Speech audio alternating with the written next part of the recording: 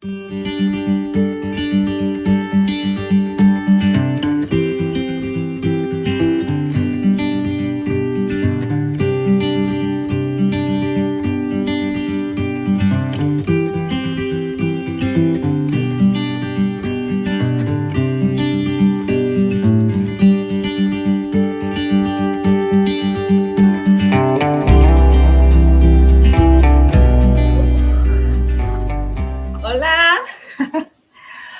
¿cómo están?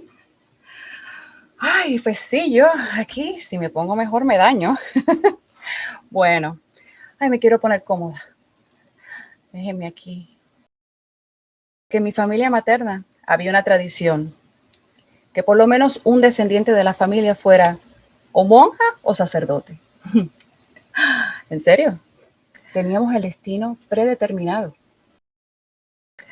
Recuerdo la foto de mi tía monja en el recibidor de la casa. Ay, la tía monja. Y no era una monja cualquiera. Ella pertenecía a una orden de monjas de clausura.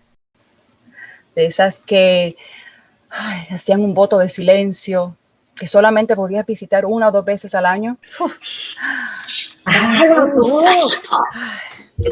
Tenía un hábito, nada más de acordarme, me da escalofríos, compuesto de un montón de piezas.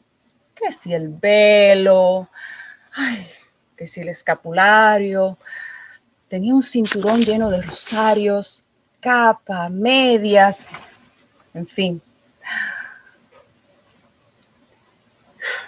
Y éramos 2 hermanos.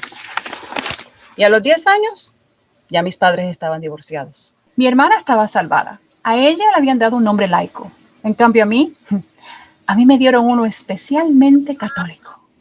María.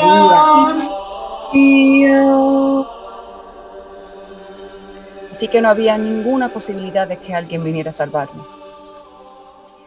En aquel entonces y con tamaña cruz, sabía que tenía que hacer algo para enmendar mi destino. Allí, sentada en el baño, estaba mirando en la estantería mi champú preferido.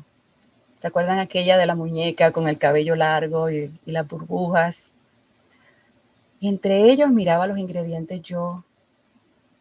Y ahí vi un nombre que me gustó. Y lo tomé para mí. Y ese fue el primer día en que nací. Mucho gusto, Melissa. Sí, Melissa, mucho gusto. A todo el que un placer. A todo el que conocí, Sí, le dije que ese era mi nuevo nombre. Mucho gusto. Incluso a todas mis compañeras de escuela le dije que me lo había cambiado y que ni me llamaran por el otro porque ni lo iba a entender.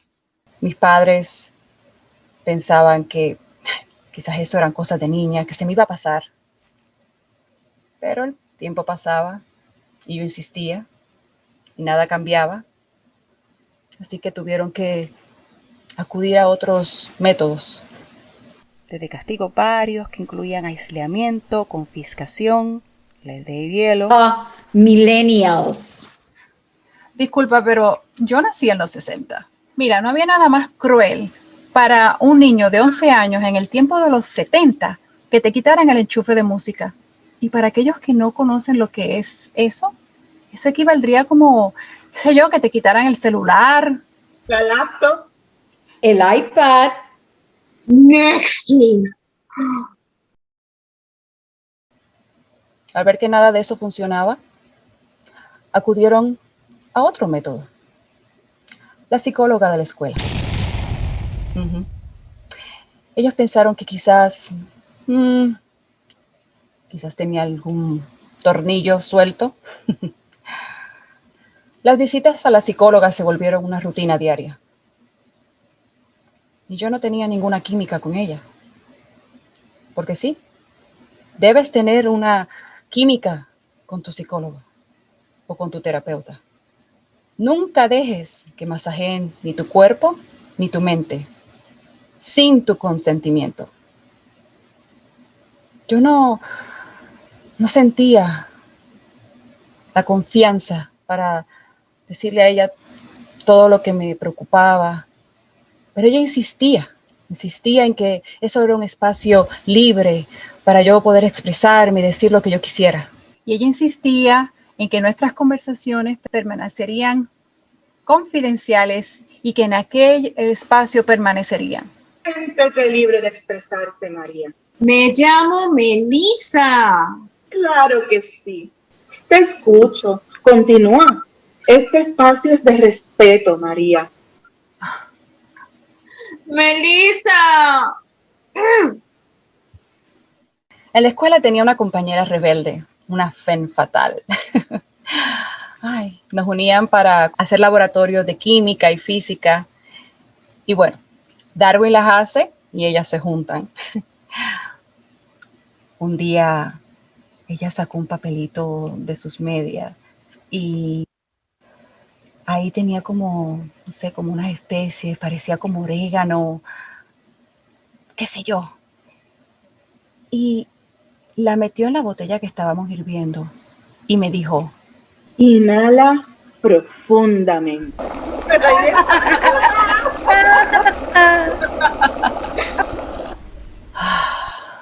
en una fracción de segundos, sentí como algo que me invadía el cuerpo. Me sentí así como que estaba flotando y una risa incontrolable. Y era como que ya ninguno de mis problemas estaban presentes. Ni mi familia, ni mi madre histérica, ni la adolescencia. ¿Y cómo no repetirlo si se sentía tan bien?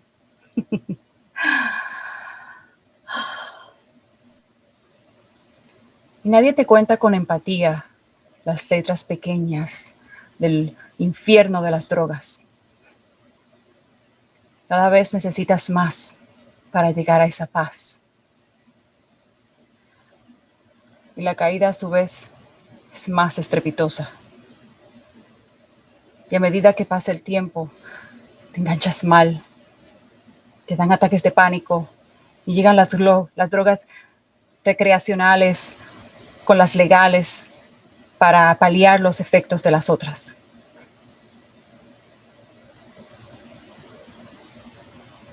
Intercambias el monte, perico y popper por vodka y Valium. En realidad todo tremendamente mal.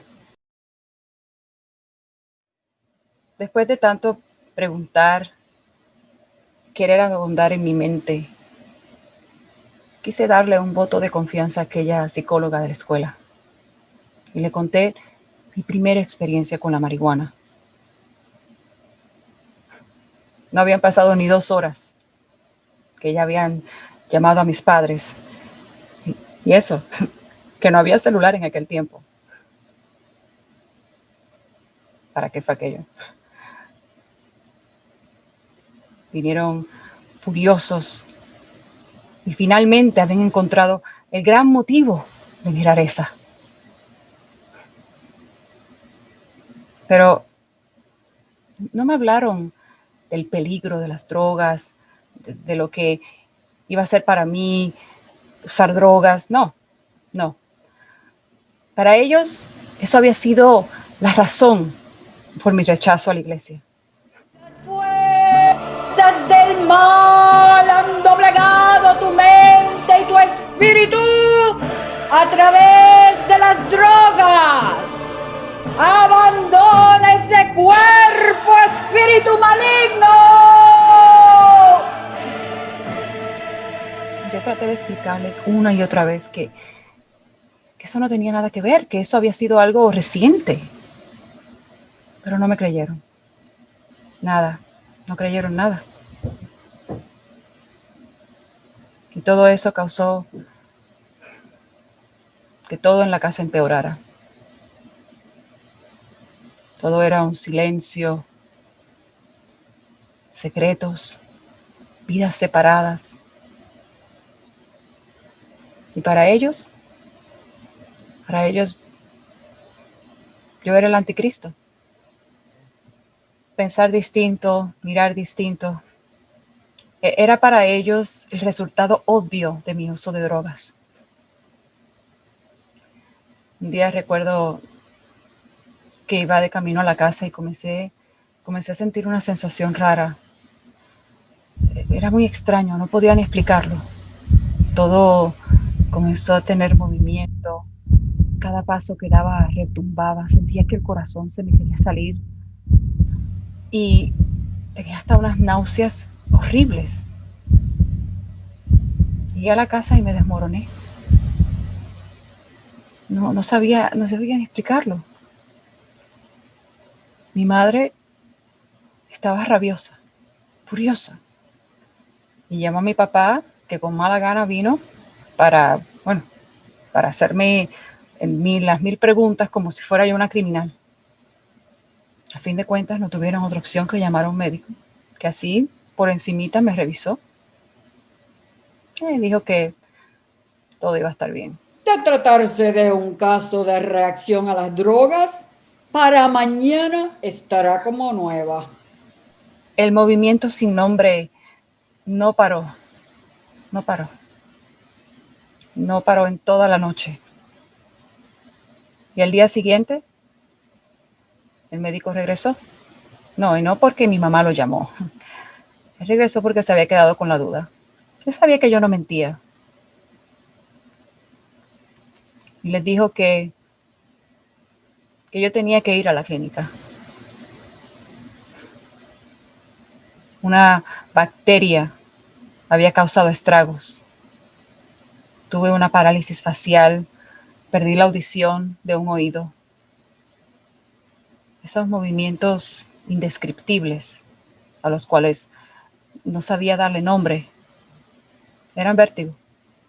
Sensación giratoria repentina que se manifiesta de forma interna, generalmente causada por una enfermedad subyacente.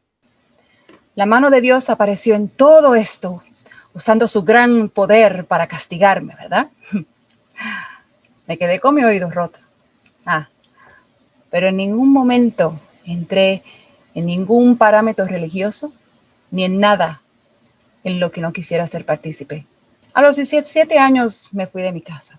A pesar de la vida rara a la que fui expuesta, nunca hubo nada más raro que aquella foto de mi tía monja en el recibidor de mi casa.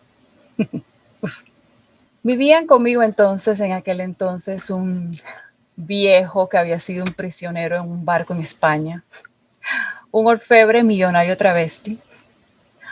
Salí con un fotógrafo y tuve una novia por 5 minutos. Y un novio que tiró la arpa por el piso 19. Bueno. Ya después con el tiempo, dejé las drogas, el alcohol y hasta la carne. Y me uní a una fundación de animales rescatados. Era una casona vieja, con una salita pequeña. Allí recibíamos a la gente y a los animales. Venían en condiciones deplorables, lo cual nosotros nos encargábamos de ayudarlos, de rescatarlos y darlos en adopción. Allí conocí a Josefina, una mujer muy simpática. Ella solía hablar en portugués y, bueno, ella pensaba que todos nosotros la entendíamos, pero qué va, nada. Ella nos ayudaba con el aseo y nosotros a cambio le dábamos comida para ella y sus perritos. En fin, ella resumía toda su vida en un carrito de supermercado. Y llegaba ella por la mañana con sus gorros, sus guantes de lana y manos a la obra. Y al final del día se sentaba así como hipnotizada a ver el televisor, el cual teníamos encendido todo el día. Ella quedaba así como no sé, como totalmente enfocada. Y un día la veo yo mirando la televisión y veo que está viendo un concurso de música. Y entre los dientes oigo como algo, una discusión interna que tenía. Y de momento, se paró, fue a su casita rodante y saca de ahí una mandolina. Y comienza a cantar un fado portugués. Eso fue sorprendente, increíble. Aquella mujer tan tan diminuta, tan sencilla, con una voz tan bella, tan placentera. Y en aquel momento entendí que podemos encontrar algo en común entre todos y que otras personas pueden tener unas historias impensables. Esta mujer que en su país pudo haber sido una cantante, y acá vive con su vida resumida en un carrito de supermercado. Perdió todo. Con el cumpleaños cerca, le preguntamos qué quería, qué le hacía falta. Y ella solo dijo que para ser feliz, lo que quería era un pequeño televisor que fuera lo suficientemente grande para que le cupiera su carrito. Su cumpleaños llegó y ahí con él su televisor. La cara de felicidad que tenía, es que no se lo puedo ni explicar. Y todas aquellas personas que nos ayudaron con lo poquito que tenían para hacérselo realidad. En fin, en todos mis cuestionamientos, buscando atajar una moral que me ayude a conectarme con este mundo, concluyo que la bondad se demuestra con acciones. ¿Cómo iba yo a perder mi vida en un convento en puro silencio? Nunca me arrepentiré de haber quebrantado mi destino.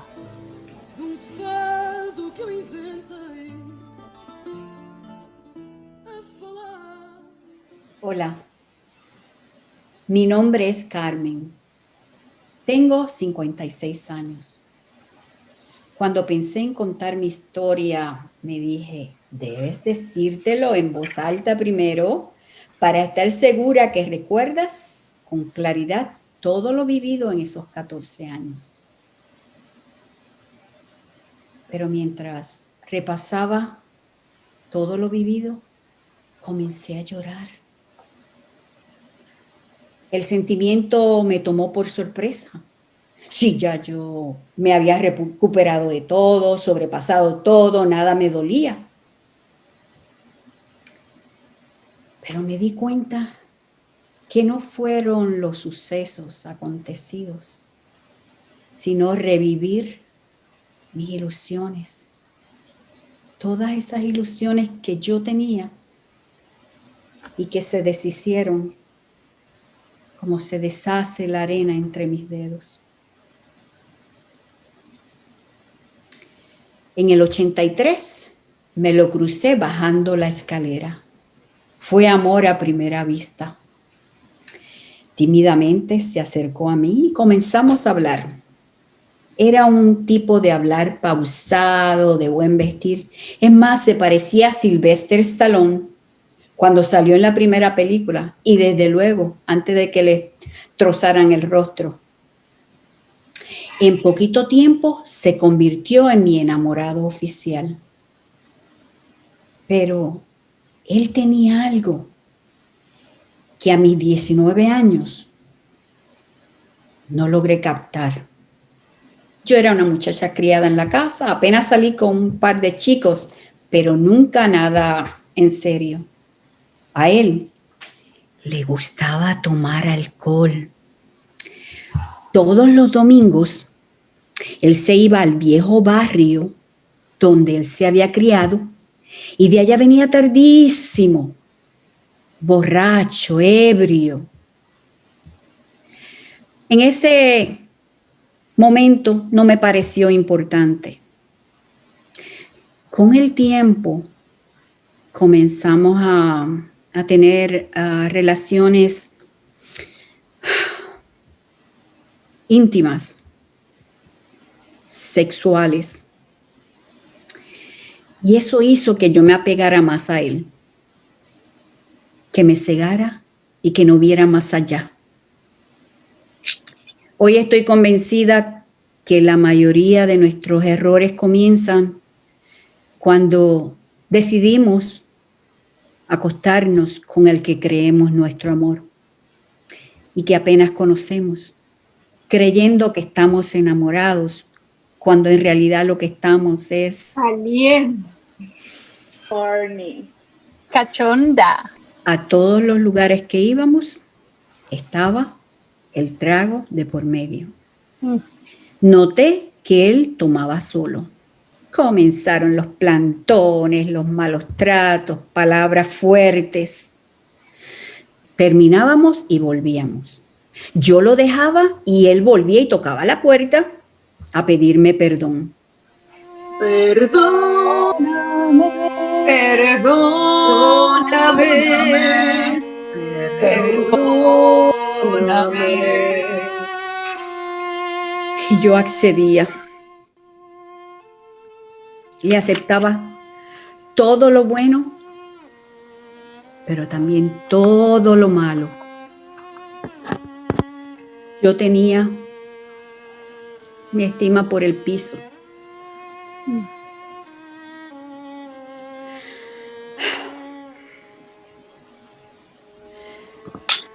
Me sentía tan fea, incapaz completamente de conquistar a otro hombre. Y por supuesto, cuando piensas que ya no te puedes sentir peor y que no tienes salida, Sales embarazado. cuando se lo dije, me dijo que no lo podía tener. Así, fríamente, sin sentimientos, era una orden. Y en ese punto de no quererte, no importa lo que te ordenen, no tienes voluntad para negarte. Y no es una excusa. Hay que vivirlo para entender la procesión que uno lleva por dentro.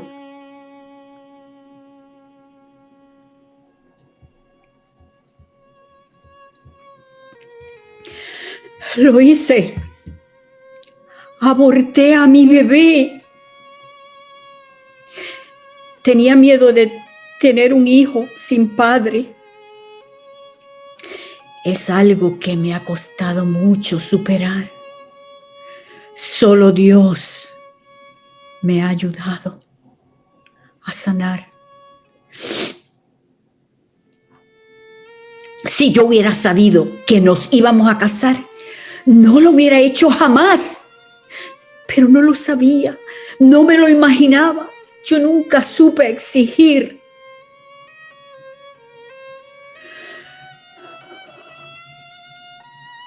Créanme que no me alcanza la vida para arrepentirme de haberle quitado la vida a un bebé indefenso.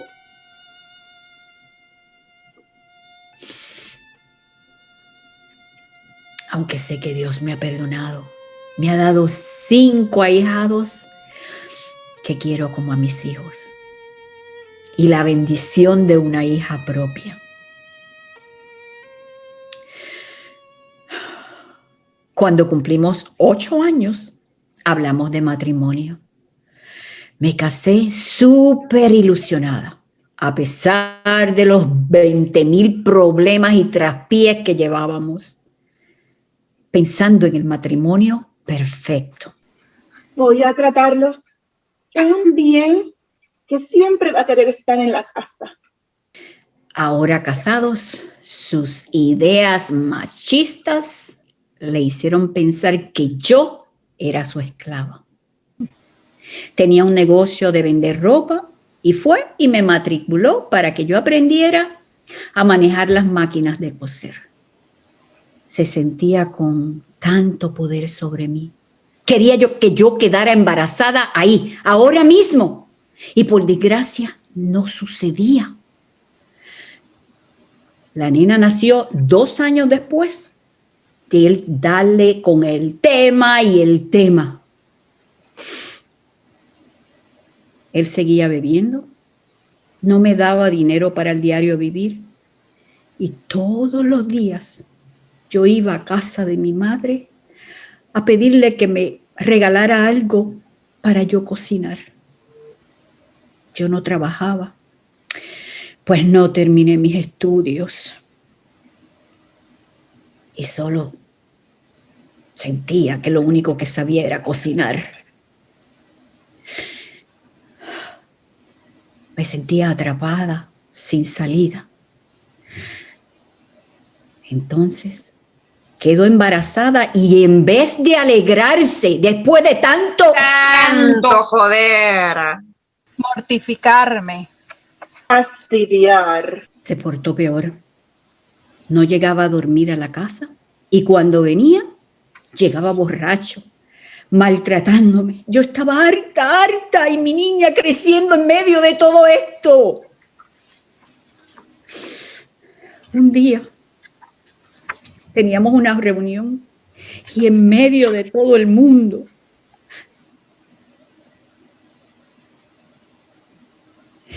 me cruzó la cara. Yo era su cocinera, lavandera, costurera, de gratis y sin derecho a comida. Un sábado mi hermana tenía una fiestecita y yo decidí ir un rato. Y no acostumbrada a tomar y con los problemas que yo tenía, llegué pasada de tragos a casa. Caí en la cama dormida como si estuviera desmayada. Al otro día, cuando me levanté, me dolía todo el cuerpo. Yo no me podía sentar de tanto dolor que yo tenía. ¿Pero qué es esto? ¿Qué me ha pasado? Yo no sabía. Llamé al doctor y gracias a Dios me dio una cita para esa mañana. Cuando el doctor me vio, me dice: señora, usted ha sufrido un desgarre. Sí, eso mismo que están pensando. Y no fue consensuado. No, ser su esposa no le daba derecho a violarme y menos por...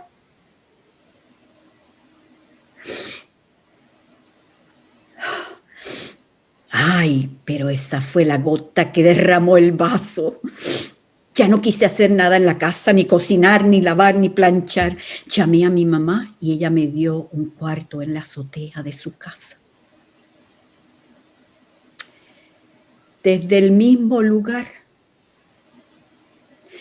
donde salí vestida, rumbo al altar, 5 años antes, y llena de ilusión. Regresé sintiéndome completamente fracasada, amargada, humillada, molesta conmigo misma y con el mundo entero. Él no quiso pagar la manutención de la niña. Y para completar, meses antes de yo dejar la casa, me pidió que fuera al banco y que sacara un préstamo para él. Y yo lo hice. Cuando me separé, no quiso pagar la cuenta. El banco me perseguía a todas horas y yo, nerviosa, decidí ir a buscar un trabajo para pagar la cuenta. Y todo fue mejorando poco a poco en lo material. Pero por dentro yo estaba destrozada emocionalmente. Iba de caída en caída, saliendo con unos y con otros, buscando llenar ese vacío que yo llevaba por dentro.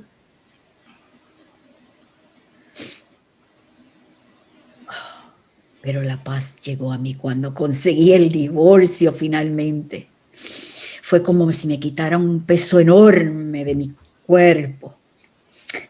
Ya para ese entonces yo trabajaba en 1000 cosas para pagarle todo a la nena, lo que necesitara. Y en ese proceso me fui acercando poco a poco a Dios.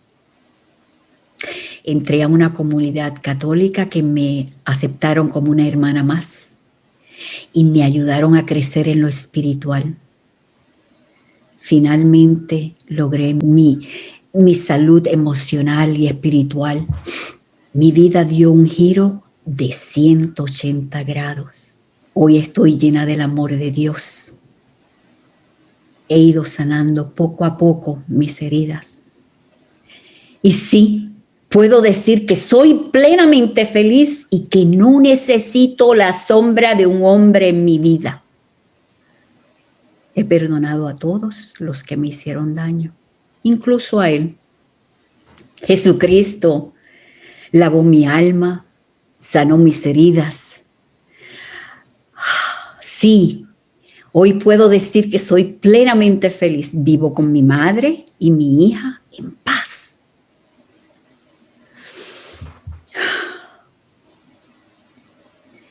La luz al final del túnel me mostró que el amor no hace sufrir, que podemos valernos por nosotras mismas, que si te maltratan, huye, huye.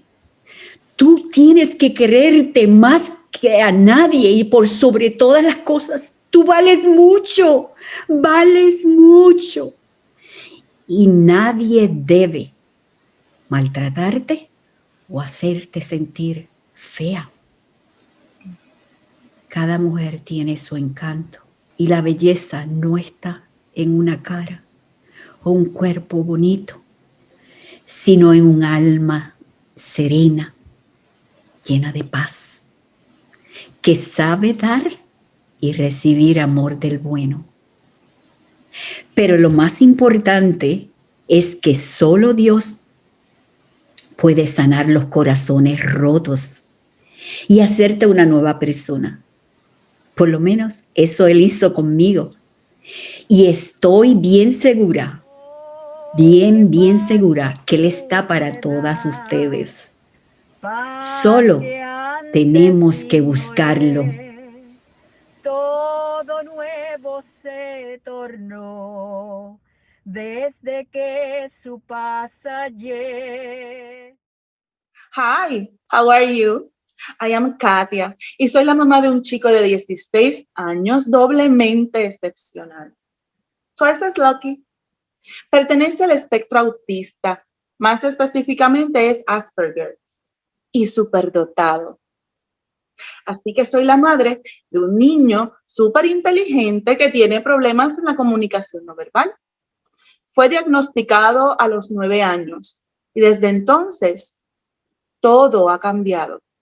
Una vez vi un videíto que describía cómo se siente tener un niño con necesidades especiales. En el video, la pareja estaba lista para ir a la playa. Pero al llegar a una encrucijada, un policía los detuvo. Disculpen, pero el camino a la playa está cerrado. ¿Cómo? Pero, ¿por qué? Deben tomar el otro camino. Bueno, pues lo tomamos. Pero sepan que es imposible hacer retorno. What? No U-turn. ¿Qué dice?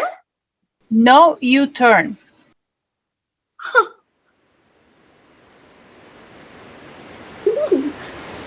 It's getting super cold here. And that is how you feel when you get the news of a diagnosis you never heard before. Así te sientes, tal cual, perdida, sin idea, desesperada. Yo quería ser madre desde que tengo memoria. También quería tener una excelente carrera para darle lo mejor a mis hijos. Así que estudié mucho y me convertí en ingeniera de software. Siempre soñé que iba a tener un hogar grande, con muchos hijos, que yo iba a ir a todas sus presentaciones, reuniones, obras de teatro, partidos, iban a estudiar tan duro como yo y luego seguir su camino, alegres, felices, realizados.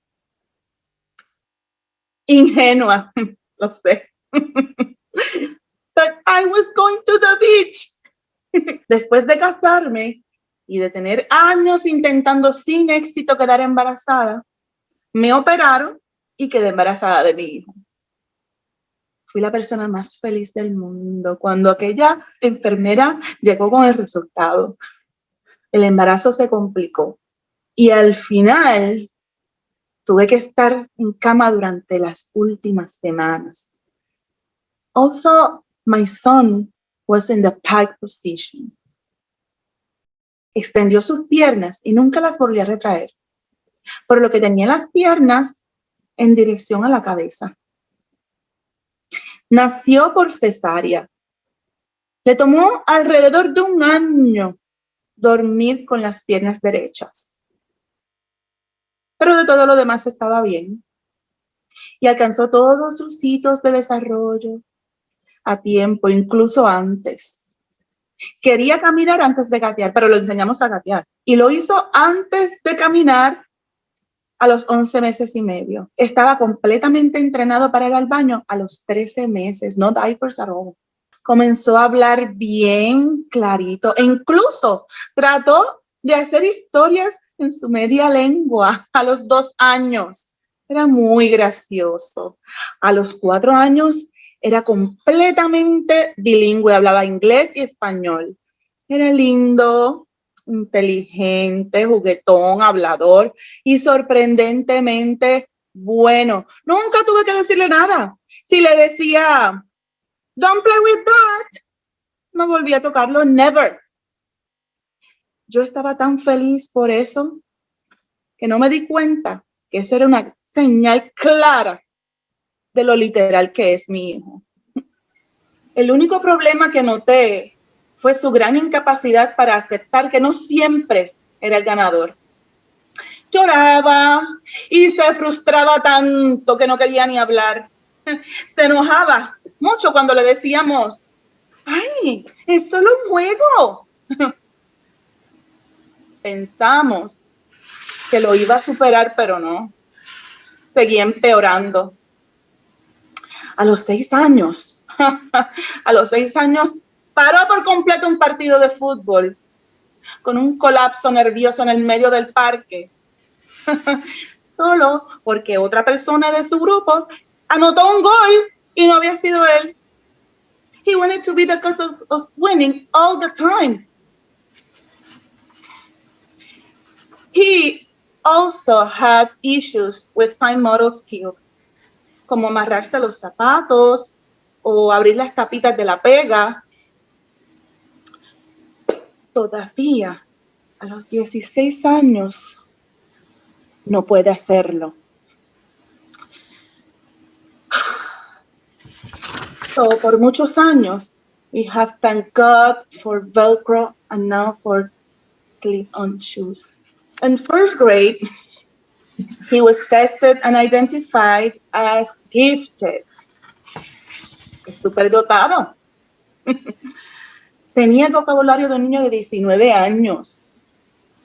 Estábamos felices y orgullosos de su inteligencia. En 2º grado le fue maravillosamente bien. En 3º, los maestros comenzaron a frustrarse por su falta de destreza al hacer inferencias y en comunicaciones no verbales. Mi hijo no podía entender los gestos simples, el lenguaje corporal, ni las expresiones faciales. En 4º grado, cuando los niños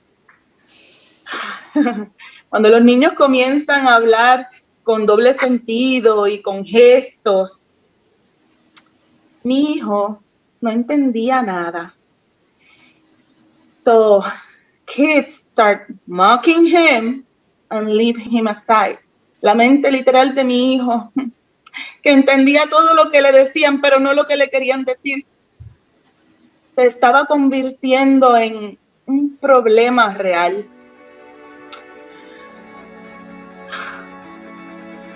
Mi amor, chiquito, te amo.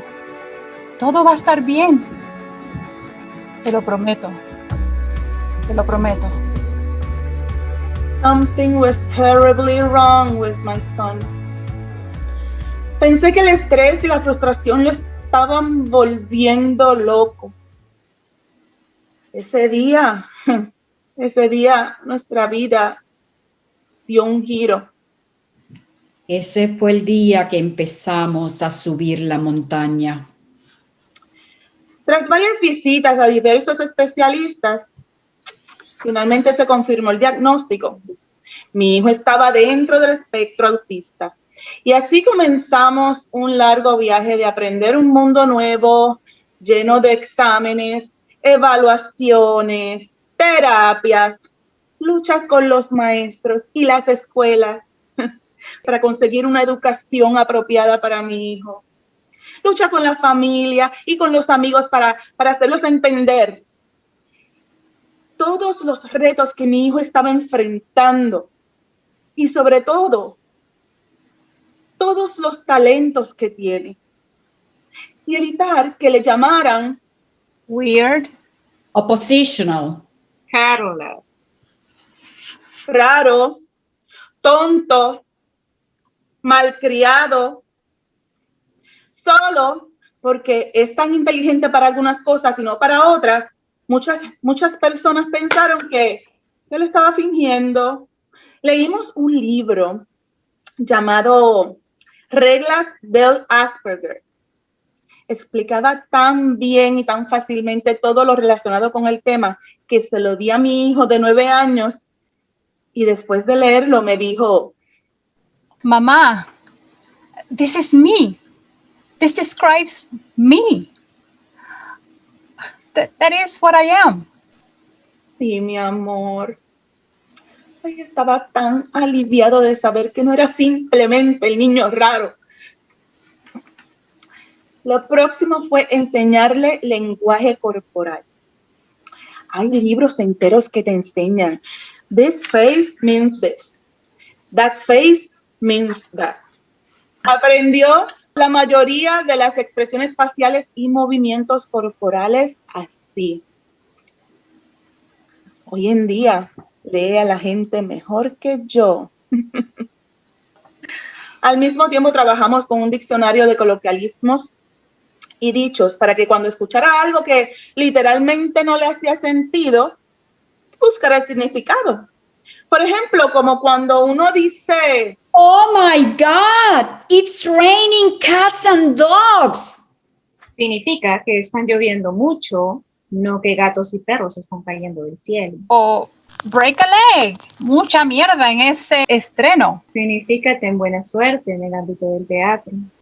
también leyó libros de los aportes al mundo de gente famosa como Albert Einstein y Bill Gates con su mismo diagnóstico. Y así mi hijo pudo ver su potencial. Lamentablemente, el bullying en la escuela siguió. Y no solamente por parte de los estudiantes, también por parte de algunos maestros. Como si presionarlo con nasty comments iban a hacer que su cerebro funcionara como un neurotípico normal, así como por arte de magia. No. All of that was causing a huge negative impact on his self-esteem.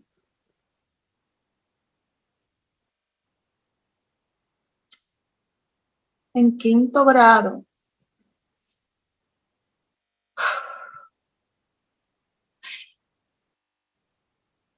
grado, trató de matarse by punching himself.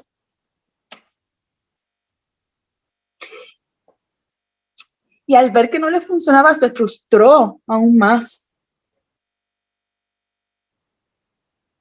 Cuando me lo contó,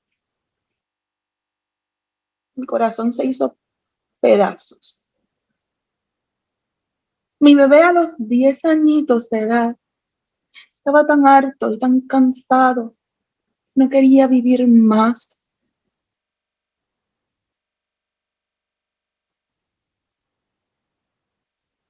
Ten years old. Can you imagine that?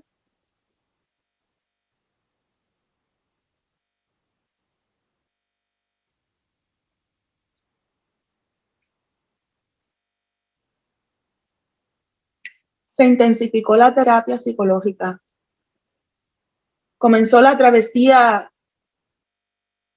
de cambiarlo de escuela. Nos rechazaron de 7, algunas alegando que él era tan inteligente que se iba a aburrir. Finalmente lo aceptaron en una privada. Pero a la semana lo castigaron porque siguió las instrucciones literales del profesor. Así que decidimos regresar a la escuela pública, but 6th grade in our local public school system was just horrible for him. No había manera de que los maestros entendieran por qué él estaba en el cuadro de honor, pero no podía hacer inferencias y necesitaba instrucciones explícitas para las tareas y para los proyectos. All of that was causing a huge stress on my son. My son got stressed to the bone. El estrés desarrolló algo llamado tricotilomanía.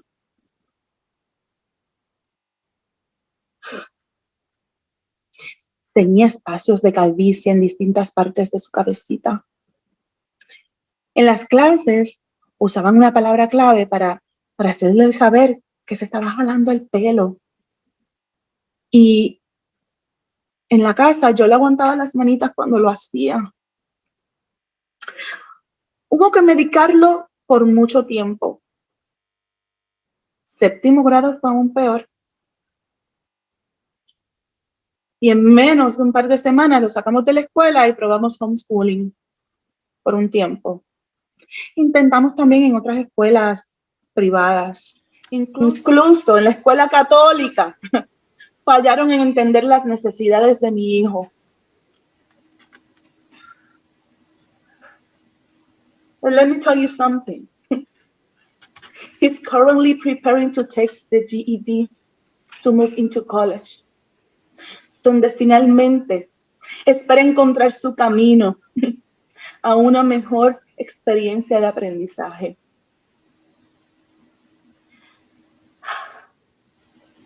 Aprendimos a golpes que con aquellos con discapacidades notorias como las físicas, como por ejemplo los niños que están en silla de ruedas, la gente tiende a ser mucho más empático y mucho más comprensivo. Pero cuando los problemas no son tan aparentes, people simply don't get it. Es mucho más difícil hacerles entender las necesidades de un niño con problemas invisibles. La gente no entiende. En la lucha contra estos estigmas, también enfrentamos los retos económicos. ¿Te das cuenta de cuán ignorantes somos como sociedad con respecto a este tema? Y aunque como madres estamos listas para ir to the moon and back, la mayoría de los parientes no entienden y no están preparados, no se quieren preparar para entender y no están dispuestos a informarse. Así que casi siempre sus bienintencionados consejos son inútiles. Sus críticas nos hieren profundamente, pero cuando esas críticas son dirigidas a nuestros hijos, nos pulverizan el corazón. El peaje emocional es grande. No tienen idea. Las noches sin dormir, las preocupaciones, el estrés, la frustración, además de todos los retos normales de un hogar. Así que no lo niego. Tuve que buscar ayuda psicológica alguna vez y tomar antidepresivos. El trabajo de una madre nunca termina. It's been so challenging. Pero me siento bendecida del muchacho inteligente y talentoso que tengo. Maybe a little bit quirky sometimes, perhaps too honest and blunt. A little bit nerdy too, but Silicon Valley is full of them. Déjame decirte que mi hijo puede leer libros a la velocidad de la luz. Escribe historias que cuando las escuchas es como si estuvieras viendo una película llena de detalles. Actúa, hace voces, canta, se ilumina en un escenario, es un gran artista. Ahora conoce su potencial y va camino a conquistar el mundo. Uno podría preguntarse, why me? ¿Por qué yo? Dios no va a darte más de lo que puedes manejar. No te niego que a veces he pensado que The Big Guy me confundió con Rambo. Pero I still have been able to manage. Porque con amor, dedicación y fe, todo, absolutamente todo, se puede conseguir.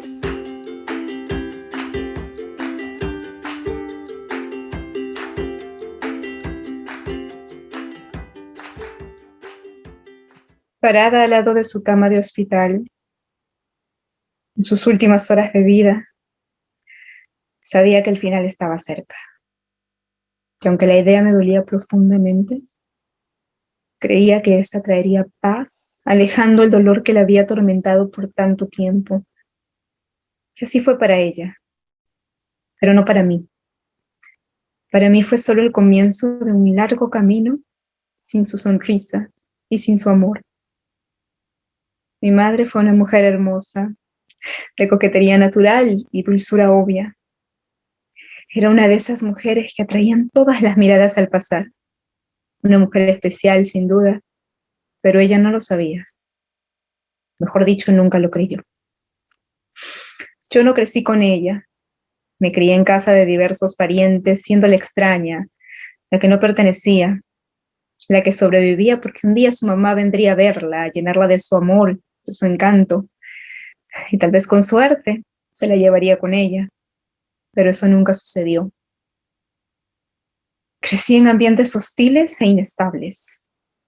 Tuve que volverme camaleónica para encajar en creencias que no eran las mías, en reglas que eran injustas, en caprichos que rayaban la línea del maltrato, tolerando la caridad restregada por la cara y la dura verdad de ser una niña sin mamá, o sea, sin la protección básica fundamental, presa fácil del abuso, porque en esas condiciones o obedecías o te quedabas en la calle.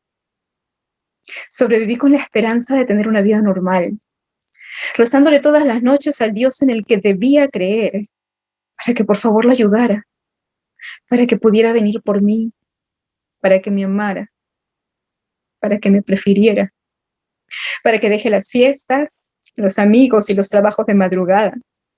Le rogaba a ese Dios para que mi mamá fuera mi mamá.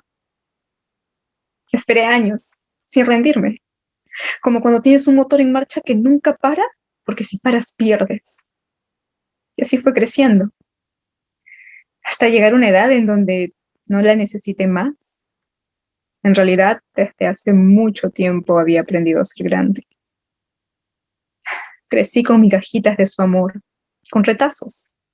E inconscientemente aprendí que el amor era eso, cosa que por supuesto se reflejaría en mis relaciones de adulta. en mis tiempos en la universidad, teniendo un amor que a veces me amaba y a veces no, había degradado a mi madre al título de amiga. Y aunque sentía un poco de nostalgia, pensaba en secreto que eso era lo que ella merecía. Pero al poco tiempo enfermó. Tenía un estreñimiento severo, días sin evacuar, intoxicada con sus propios desechos, pálida, sin su encanto natural. Esto de las enfermedades era muy nuevo para mí, así que realmente no me lo tomé muy en serio. Cuando llegué al hospital a verla, no me imaginé que no saldría de ahí en 3 meses. Después de muchas pruebas, descubrieron que tenía un tumor en forma de aro que le aprisionaba el colon. Era cáncer, y en 4º grado. Había que operarla de inmediato y proceder con quimioterapias y radioterapias, para que con suerte viviera 1 año. Pero ¿saben qué? En eso los doctores se equivocaron, porque vivió 5 años más.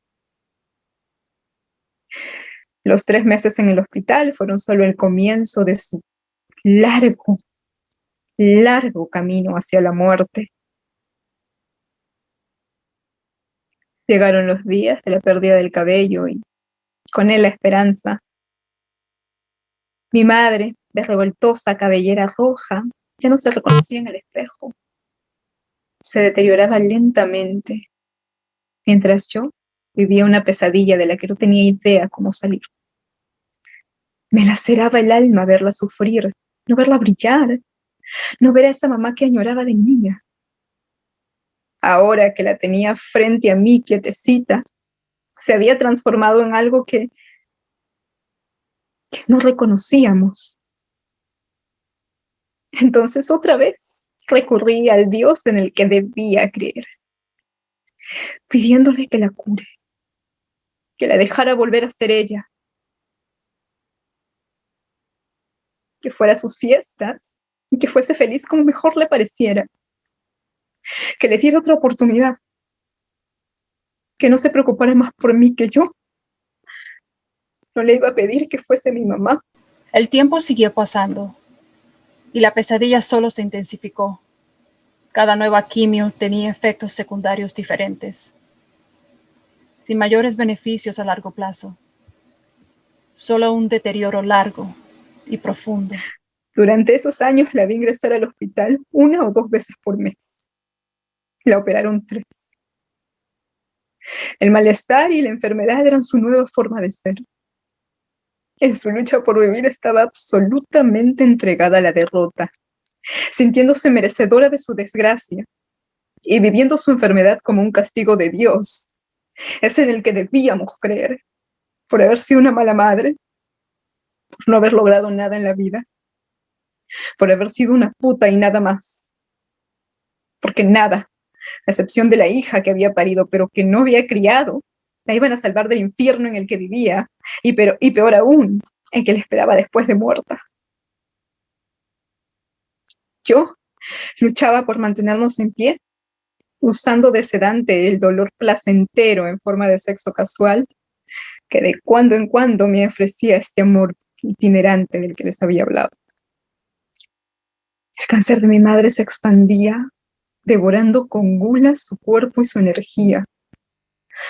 Toleró 2 tratamientos experimentales más. El cáncer ya había llegado a su estómago, a su útero, a su hígado y a sus ovarios. En ese punto, ella pesaba 40 kilos. Eso es menos de 90 libras.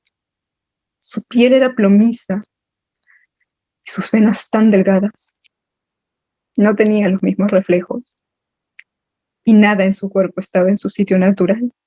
Nada. Yo no podía con mi vida. Pero aún así trataba de mantener en pie la de ella. El dinero escaseaba, y siendo nosotras una familia de clase media-baja, estábamos totalmente en la ruina. Cada tratamiento de mi madre costó miles de dólares. No me pregunten de dónde salieron, porque no lo sé exactamente. Tal vez del tiempo que pasé en los departamentos de ayuda social de los hospitales, o de toda la gente que colaboró con con este intento de tortura, o mejor dicho, de cura. Yo estaba exhausta. No tenía cómo pagar la universidad, ni siquiera cómo sostener una relación de pareja permanente. Pero en este proceso había aprendido a escucharla y a tener una relación con ella, cruelmente maravillosa. Sí, durante el tiempo de su enfermedad, fuimos una. Yo estaba lista para dejar la universidad en el último ciclo por falta de dinero y ella me dijo, ¡No! se paró esa tarde y salió. Por la noche volvió, me entregó el dinero de la pensión. Tú has nacido para cumplir tus sueños, así que terminas la universidad. Es una orden. Era la primera vez en mi vida que yo sentía que mi mamá se comportaba como mi mamá. La abracé fuerte y me dijo, Perdóname por no haber sido una buena madre. No sabía cómo serlo. Estaba segura de que estarías mejor sin mí. No tenía nada para darte. Ni siquiera un ejemplo. No quería que crecieras con esa marca dentro de ti. había esperado 22 años de mi vida para entender por qué no podía amarme. ¿Por qué? Y por fin,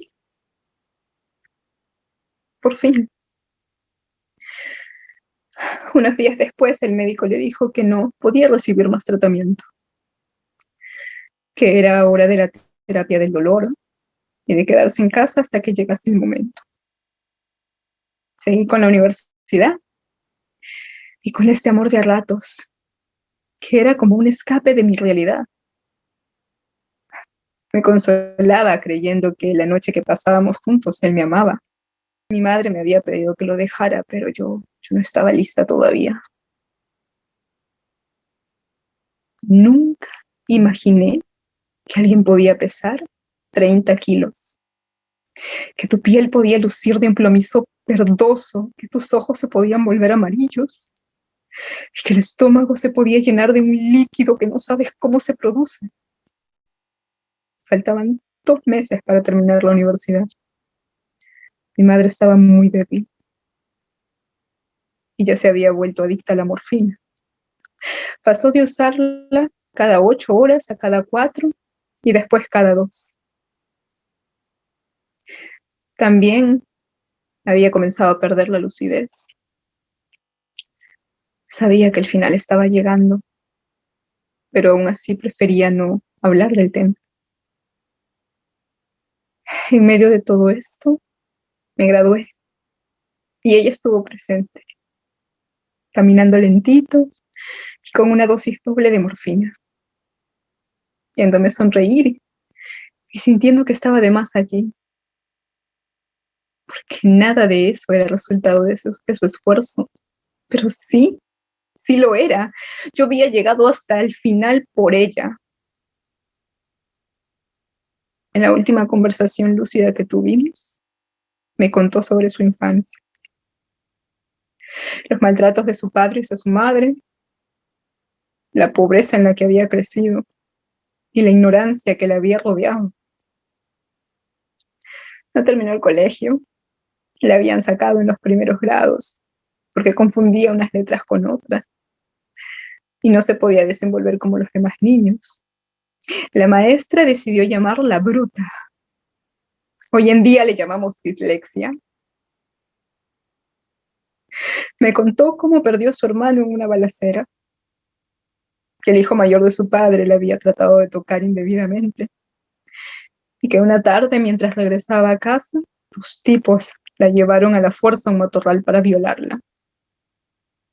Me dijo también que cuando llegó a la ciudad no tenía nada, ninguna inteligencia, ninguna habilidad, solo esa coquetería natural y ese brillo que tanto llamaba la atención.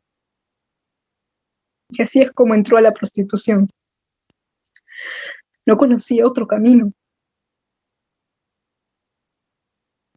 Me habló de cómo conoció a mi padre, y del trauma de lidiar con las señoras respetables de su familia. Y por supuesto, con los también muy respetables maridos de algunas de estas señoras que ofrecieron pagar por sus servicios. Sí. Me contó que aprendió a leer a los 40 años y que ese había sido uno de sus pocos logros, pero que su mayor éxito, que el único momento en el que había sido verdaderamente feliz, fue cuando yo nací. Ahora sé que todo es posible y que tú vas a vivir la vida que yo no tuve. No me asusta dejarte. Sé que vas a estar bien. Siempre lo has estado. Te amo. Aunque yo no lo creyera. Te amo, mi amor, como nunca he amado a nadie. Después de eso perdió la lucidez. El dolor se apoderó de ella. Llegamos a ponerle morfina cada 30 minutos.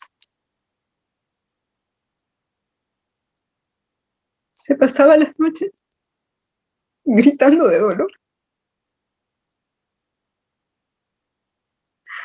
Yo había pasado de no querer enfrentar el momento a orar para que se muriera. Una mañana, no sé de dónde sacó fuerzas. Se levantó y se tiró por las escaleras. ¿Pueden imaginar a un ser de 30 kilos cayéndose por las escaleras? Era un costal de huesos dolorosos, implorando por la muerte. Pero esta, como todo, cuando se pide con mucha fuerza, no llega al chasquear de los dedos. La internamos. Le sacaban diariamente entre 3 y 4 litros de agua del estómago. La mantenían dormida. Y cuando despertaba gritaba que quería dormir, que quería morirse. Y después gritaba mi nombre. Y yo, parada frente a ese escenario, no entendía por qué no moría. ¿Por qué? La tocaba apenas con las yemas de mis dedos para no hacerle daño. ¿Qué clase de Dios podría permitir este nivel de sufrimiento? Llamé al chico con el que estaba saliendo. Ese amor ocasional. Y me dijo que ya estaba en su cama, que se sentía un poco mal. Bueno, hablamos mañana. Me senté en la habitación. Mejórate. Y mi madre comenzó a hacer un sonido gutural escalofriante, al que le llaman el ronquido del muerto. Ya es hora. Quise tomarle la mano, pero no pude, porque no quería que le doliera. Siempre te voy a amar. Esperé sentada.